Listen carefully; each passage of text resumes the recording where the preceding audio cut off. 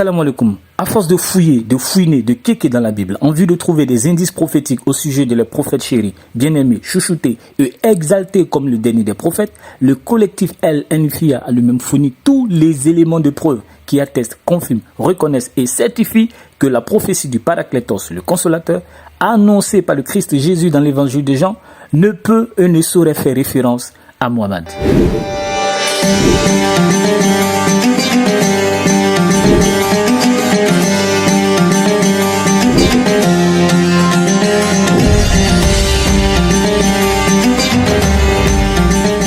Au moment où il était sur le point de quitter ses disciples, Jésus leur fait une promesse solennelle. Je vous dis la vérité, il vous est avantageux que je m'en aille, car si je ne m'en vais pas, le Paraclétos, le Consolateur, ne viendra pas à vous. Mais si je m'en vais, je vous l'enverrai. Dans ce verset, le pronom personnel vous, homine en grec, est employé à 4 reprises. À qui Jésus fait-il référence? Pour répondre à cette question, le collectif El-Enfia va expliquer qu'il s'agit d'un vous communautaire qui peut se référer aux apôtres, mais aussi à d'autres personnes qui viendront après eux. Au cours des récents débats, Ayman El-Enfi, alias Jésus musulman, a fait le parallèle entre le vous employé ici par Jésus et le vous de Genèse 50-25, lorsque Joseph s'adressait à ses frères. On va prendre un exemple qui est assez connu, et d'ailleurs, il n'a pas été bien répondu dans ton PDF, c'est dommage. Genèse, chapitre 50, quand vous prenez le verset numéro 23, c'est très rapide. Regardez, Genèse, Joseph, avant de mourir, qu'est-ce qu'il a dit? Quand vous prenez Genèse 50, 24, Joseph dit à ses frères. Joseph parle à ses frères, les frères de Joseph. D'accord? Donc on est du temps de Jacob, Joseph, le fils de Jacob. Je vais mourir, mais Dieu vous visitera. Il parle à qui? Il parle à ses frères. Dieu vous visitera et il vous fera remonter de ce pays, dans le pays qu'il a juré de donner à Abraham, etc. Et ensuite, au verset 25, Joseph fit jurer les fils d'Israël, disant, Dieu vous visitera et vous ferez remonter mes eaux loin d'ici. Alors maintenant, si on fait comme a fait Bénévolence, ici, on sait très bien que cette prophétie-là ne va s'appliquer que plusieurs siècles après, des centaines d'années après, cette prophétie va s'accomplir avec Moïse, quand vous prenez dans Exode, chapitre 13, verset 19. Prenons rapidement Exode, chapitre 13, verset 19. Qu'est-ce qu'il va être dit? Moïse prie avec lui les eaux de Joseph, car Joseph avait fait jurer les fils d'Israël, disant, Dieu vous visitera. Donc en fait, le vous communautaire, c'est quelque chose qui n'a absolument pas été compris.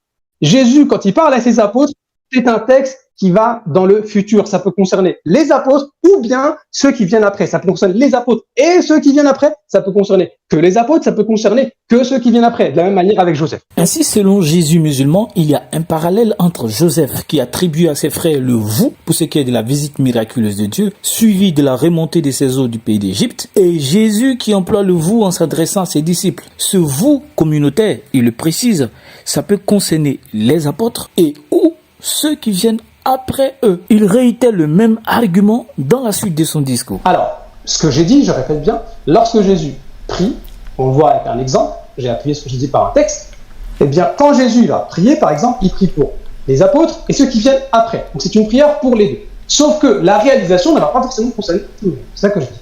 Et l'exemple que j'ai donné, premier exemple, j'en ai d'autres, c'est Joseph qui dit à ses frères en face de lui, on a dit que c'était mort ça, Dieu vous visite et vous serez remontés. C'est vous qui allez faire ça.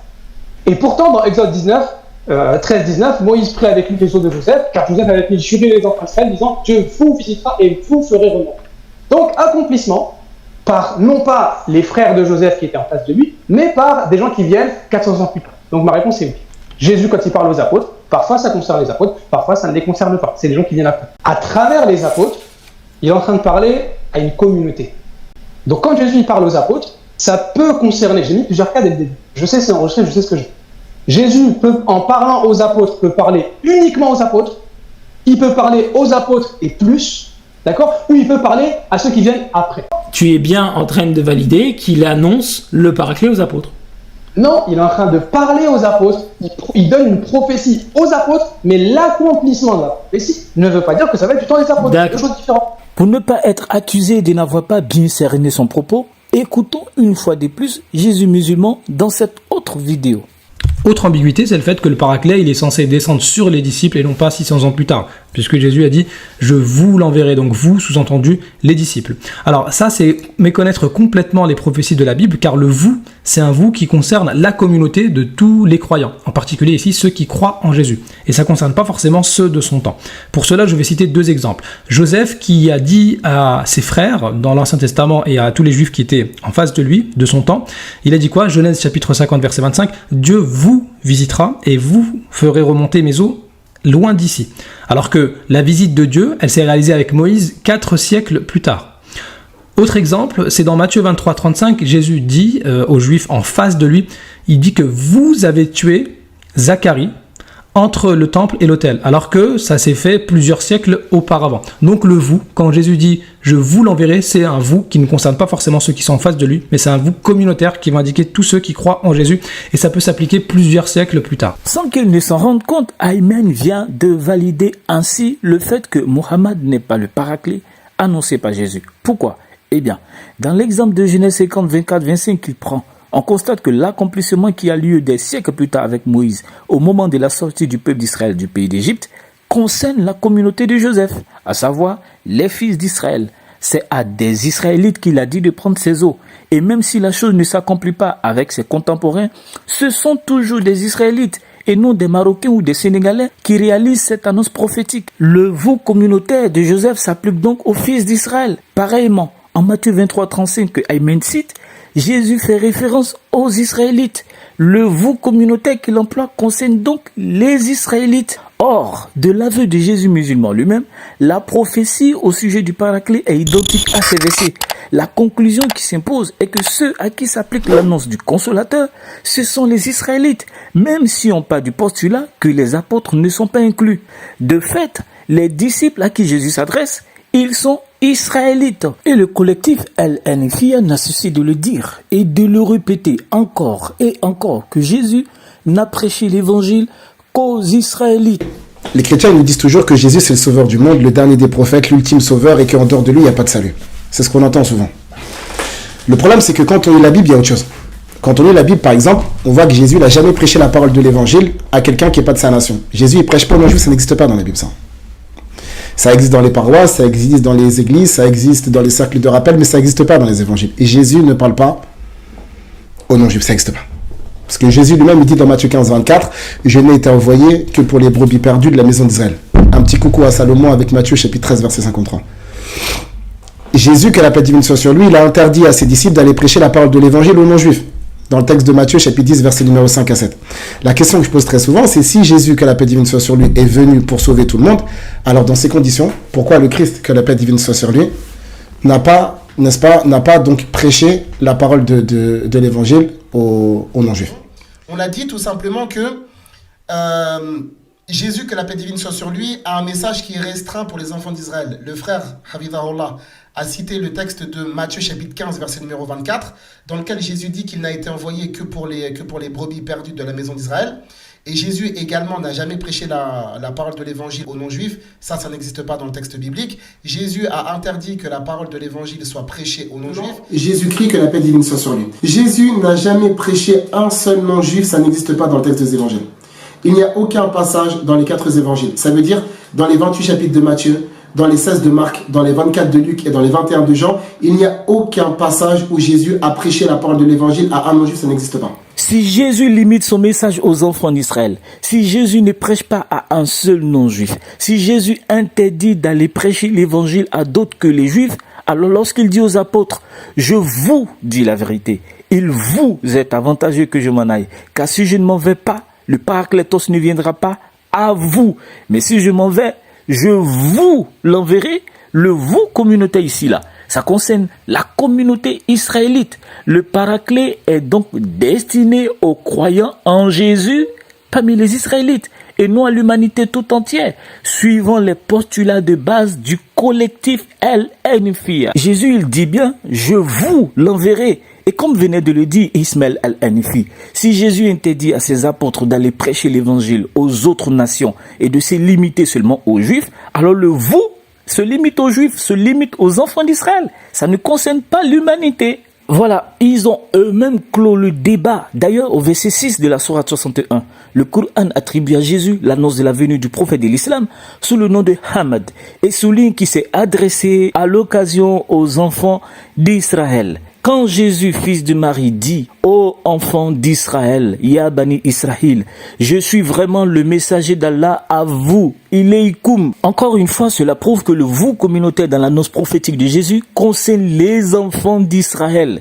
Et ces données posent problème à la da'wah. En effet, selon la croyance islamique, Muhammad, qui aurait été prophétisé par Jésus, serait venu pour l'ensemble de l'humanité. Muhammad alayhi salatu wassalam, il n'est pas venu que pour les Arabes, mais il est venu pour toute l'humanité.